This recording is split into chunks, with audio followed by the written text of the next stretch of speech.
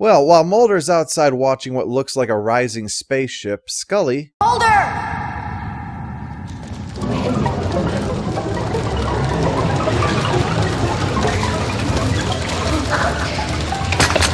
How did she not shit herself? I would have shit myself, and I've never been abducted by aliens before. Mulder heads up onto the roof and is indeed seeing some kind of a spacecraft, and all the aliens leave. I didn't think they'd need to dig through those files, would they? Wouldn't they just scan it with their special instruments and then be able to go to their whatever, some gelatin made of neurotissue or something and just get the answers? And maybe that's what these were doing. These are just a bunch of alien invader versions of office temps stuck doing data entry work. To think, only 12 qualaps a day and I don't even get paid reanimation. I have to pay for it out of pocket. It's outrageous. We should all form a hive mind and demand better benefits and working conditions. Hey, watch that talk. Gorblat tried organizing that and he was vaporized for an entire week without pay. He was sticking it to the man. Yes, I also heard that he was in charge of the anal probe.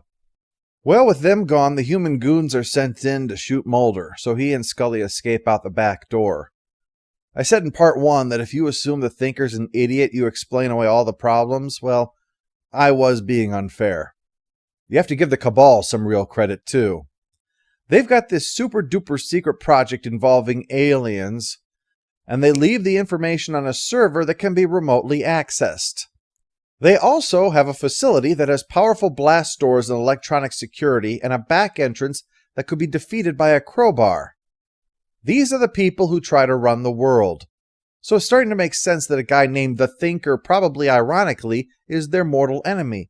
They just leave stuff lying around, some asshole stumbles over it in such a way that everybody sees him, and they're like, crap, I hope that they don't ever find the secret outpost. The one we all decided to pose in front of. Because without a picture, how am I supposed to remember I ever met actual aliens? Well, Skinner soon meets the pair in a diner, where he says that he thinks that he can use the tape to call off the dogs and get them reinstated. Mulder is naturally aghast, but Scully says there's no point in holding out to it if they're going to be fugitives, which they effectively are. She's unable to visit her sister in the hospital with a bullet in her head that was meant for Scully. Now, of course, this goes back to the point about the MacGuffin not working as a MacGuffin, because it's made of data which can be copied. We know it can be copied, because that's how it got on the frickin' thing in the first place. Since they have that problem, Skinner says very specifically that the Thinker put a copy protect on it. Right. That is so anarchist, isn't it?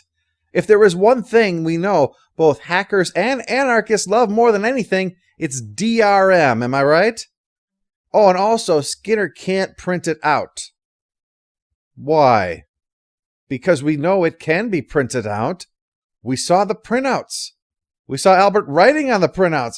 We saw the military steal the printouts. And suddenly it can't work. The explanation is actually in there with what I just said. Skinner can't print them out. Skinner's the problem here. Skinner fucked up at some point. Let's all recognize that. That's the only explanation here. He's probably so techno-illiterate that he tried to copy this and accidentally copied the blank tape over the original, so he's trying to cover himself up. Or maybe he said, I hope nobody steals this out of my pocket, so he carried it in with him when he got an MRI done.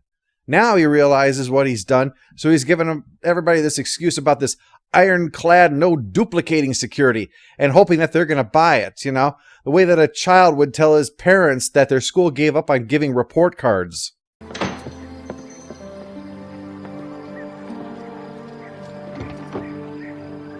Mulder, how long since you took a shower and changed your clothes?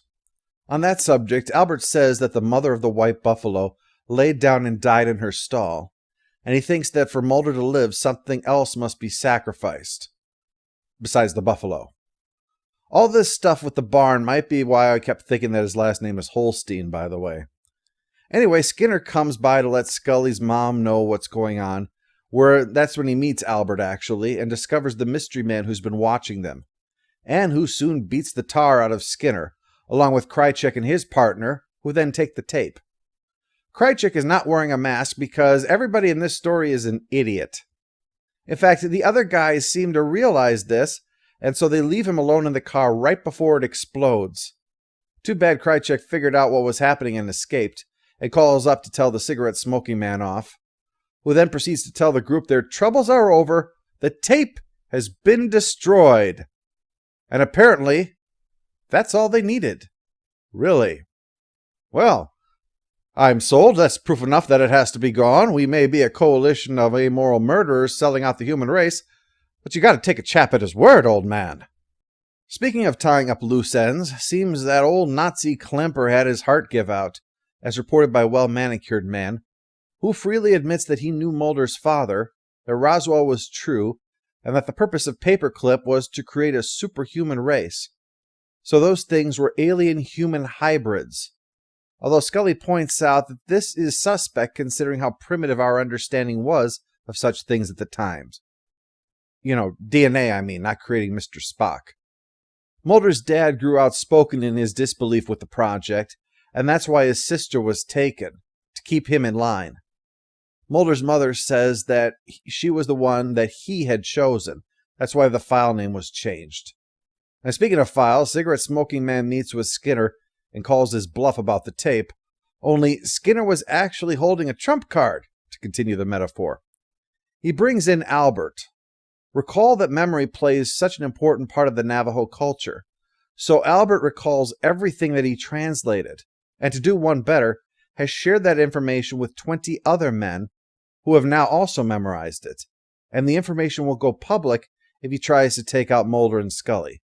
It's a good conclusion, but when you think about it, all they've done is undone what the idiot plot introduced.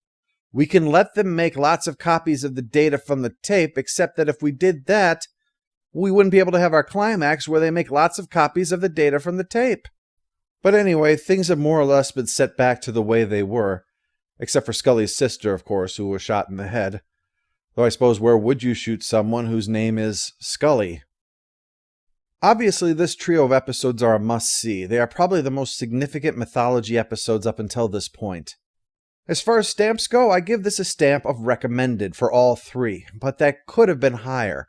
Though I think that might have been the consequence of time. Without the excitement of the revelations, it's harder to say how great these episodes are outside of the context of the time and place. But I have to tell you, even at the time, I found the copy protection a joke. But what most definitely has to be praised is how the show didn't just tease us with this the whole time. They offered answers. Even if they weren't going to give us the whole truth, they didn't simply offer more questions. They gave us some answers and left it up to us to consider whether or not we trusted the source.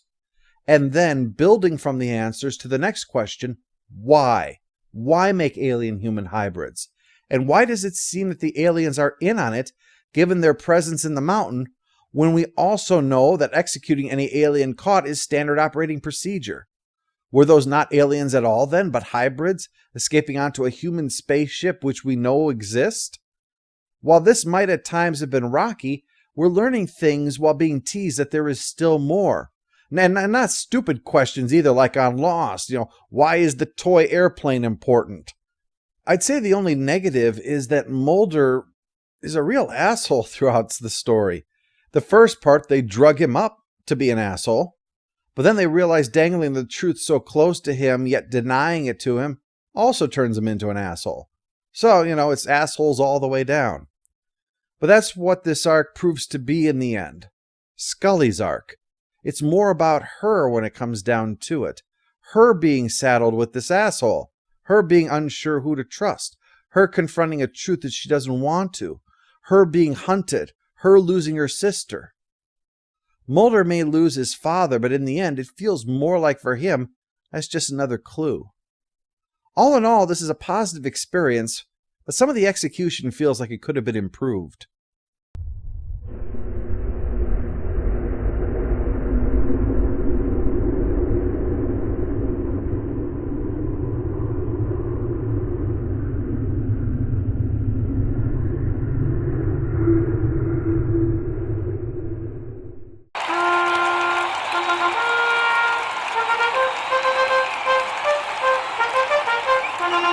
All hail the Overlord! All hail the Overlord!